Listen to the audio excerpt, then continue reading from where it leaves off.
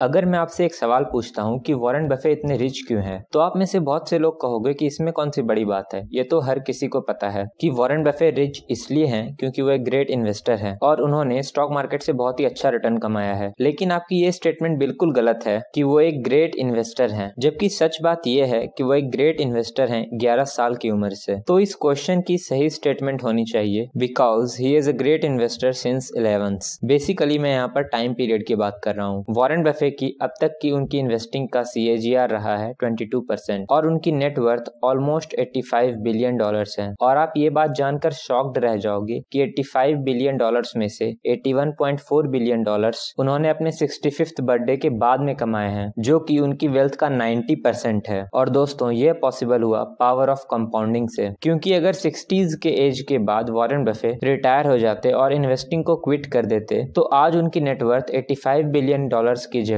सिर्फ 11.9 million dollars होती, जो कि 99.99% कम है अगर कंपेयर करें उनकी एक्चुअल नेटवर्थ से। तो दोस्तों आज की इस वीडियो में मैं आपको कंपाउंडिंग के बारे में बहुत ही डिटेल में बताने वाला हूं, क्योंकि मेजॉरिटी लोग इस पावर ऑफ कंपाउंडिंग के बारे में जानते ही नहीं है, जिसकी वजह से लोग पावर ऑफ कंपाउंडिंग का यूज करके कभी रिच नहीं बन पाते। क्योंकि जिन लोगों को थोड़ी बहुत इन्वेस्टमेंट की नॉलेज होती भी है वो लोग भी कंपाउंडिंग की मैजिक को समझ ही नहीं पाते और सिर्फ हायर रिटर्न्स के पीछे भागते रहते हैं। और हायर रिटर्न्स के लिए वे एडवाइसेस और टिप्स पर ज्यादा फोकस करते हैं, जिसकी वजह से लॉन्ग रन में वो कुछ खास प्रॉफिट कमा नहीं पाते, जिसकी वजह से वो लोग रिच नहीं बन पाते। अगर आपको नहीं पता है कि कंपाउंडिंग क्या होता है तो अगर मैं आपको एक सिंपल भाषा में समझाऊं तो मान लो आप कोई अमाउंट इन्वेस्ट करते हो जिस पर आपको हर साल 12% का रिटर्न मिलता है। तो एक साल बाद आपको अपने अमाउंट पर 12% रिटर्न मिला। जो भी रिटर्न मिला है उसको आप अपने पिछले अमाउंट के साथ ऐड करो और अब आपको फिर से अगले साल 12% का रिटर्न मिलेगा। और जब आपको अगले साल फिर से 12% का रिटर्न मिलेगा तो वो रिटर्न आपको इन्वेस्टेड अमाउंट प्लस आपने जो रिटर्न गेन किया था उस पे मिलेगा। आसान भाषा में आपका इंटरेस्ट भी इंटरेस्ट कमाता है जब हम बात करते हैं कंपाउंडिंग की। बेसिकली आपको जो रिटर्न मिलता है वो आपको इन्वेस्टेड अमाउंट प्लस रिटर्न पर मिलता है, ना कि सिर्फ प्रिंसिपल अमाउंट पर। कुछ साल बीत जाने पर यह रिटर्न इतना बढ़ जाता है कि यह बिल्कुल एक मैजिक की तरह काम करता है। मतलब आप लॉन्ग टर्म में कम मेहनत करके कंपाउंडिंग की हेल्प से अच्छी खासी वेल्थ क्रिएट कर सकते हो। एग्जाम्पल के तौर पर हम मान लेते हैं कि आप और आपका फ्रेंड दोनों ही अपनी 20s की एज में 1-1 लाख रुपए इन्वेस्ट करते हो किसी इंडेक्स फंड में, जो कि आपको हर साल 15% का रिटर्न देता है। एक साल बाद दोनों का रिटर्न ग्रो होकर 1,15,000 रुपए हो गया, लेकिन आपका फ्रेंड 15,000 की प्रॉफिट को विदड्रॉ कर लेता है और उसे मौज मस्ती में उड़ा देता है। लेकिन दूसरे साल जब आपको 15% का रिटर्न मिला तो आपका इन्वेस्टमेंट ग्रो होकर 1,32,000 रुपए हो गया और आपके फ्रेंड का भी इन्वेस्टमेंट ग्रो होकर 1,15,000 रुपए हो गया, लेकिन वो 15,000 रुपए दोबारा विथड्रॉ कर लेता है। आपका फ्रेंड हर साल अपने प्रॉफिट को विथड्रॉ करता रहा, लेकिन आप अपने प्रॉफिट को इन्वेस्टेड ही रहने देते हो।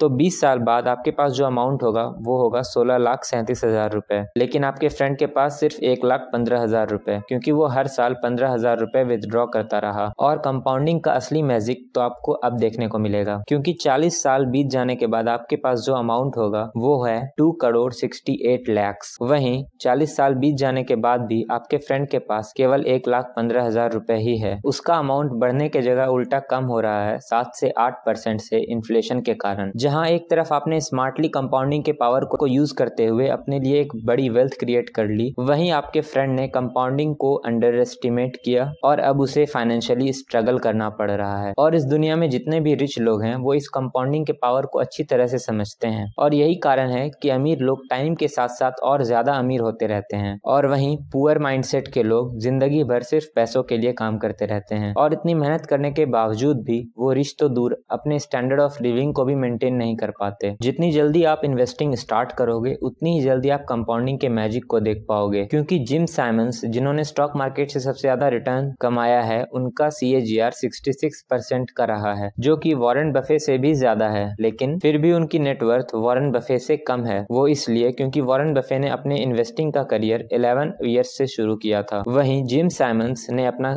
ट्रेडिंग करियर 50s के एज में स्टार्ट किया था। मतलब अच्छे रिटर्न से ज्यादा मैटर ये करता है कि आप कितनी जल्दी स्टार्ट करते हो। लेकिन मेजॉरिटी लोग इस सिंपल सी बात को समझ नहीं पाते हैं। अगर आप अभी अपने 20s के एज में हो या एक स्टूडेंट हो तो दोस्तों यही बेस्ट टाइम है अपनी इन्वेस्टिंग स्टार्ट करने का, क्योंकि जितनी जल्दी आप स्टार्ट करोगे आप अपनी लाइफ में उतनी ही जल्दी कंपाउंडिंग कंपाउंडिंग को देख पाओगे। लेकिन अभी अगर आप बिगिनर या फिर स्टूडेंट हो और आपको इन्वेस्टिंग से डर लगता है या फिर आपके पास ज्यादा पैसे नहीं है इन्वेस्ट करने के लिए, तो आप एकदम छोटे अमाउंट से भी इन्वेस्टिंग स्टार्ट कर सकते हो, जैसे कि 100 रुपए या 500 रुपए। और आपको छोटे अमाउंट के साथ ही स्टार्ट करना चाहिए और स्टार्टिंग में आपको इंडेक्स फंड में इन्वेस्ट करना चाहिए, क्योंकि उसके लिए आपको किसी की एडवाइजेस की जरूरत नहीं पड़ेगी। और जैसे जैसे आपका इन्वेस्टिंग में नॉलेज और एक्सपीरियंस बढ़ेगा, आप डायरेक्ट स्टॉक्स में भी इन्वेस्ट कर सकते हो। सो पे नाउ टू गेट लेटर। क्योंकि आप कंपाउंडिंग को समझो या फिर ना समझो, कंपाउंडिंग हमेशा अपना काम करती रहती है। फर्क सिर्फ इतना होता है कि जो इसे समझ जाता है वो इसका फायदा उठाता है और जो इसे नहीं समझता वो बाद में पछताता है। और ये फेमस लाइन है अल्बर्ट आइंस्टाइन की, जो कंपाउंडिंग को 8th wonder of the world मानते हैं। और दोस्तों, ऐसा नहीं है कि कंपाउंडिंग सिर्फ पैसों में ही काम करती है, बल्कि आपकी नॉलेज भी कंपाउंड होती है जितना ज्यादा आप सीखते हो और अपने ब्रेन पर इन्वेस्ट करते हो। और इसीलिए चार्ली मंगर हमेशा कहते हैं, go to bed a little wiser each day because it also compound. दोस्तों, कंपाउंडिंग स्टॉक मार्केट में कैसे काम करती है ये डिटेल में जानने के लिए आप मेरी राइट वाली वीडियो देख सकते हो। अगर आपको कुछ भी नया सीखने को मिला हो या आपकी लाइफ में थोड़ी वैल्यू ऐड हुई हो तो इस वीडियो को लाइक जरूर करना। आपको कौन सा पार्ट सबसे बेस्ट लगा नीचे कमेंट करके बताना, और आप मेरे चैनल को भी सब्सक्राइब कर सकते हो ऐसे एजुकेशनल वीडियोस और देखने के लिए।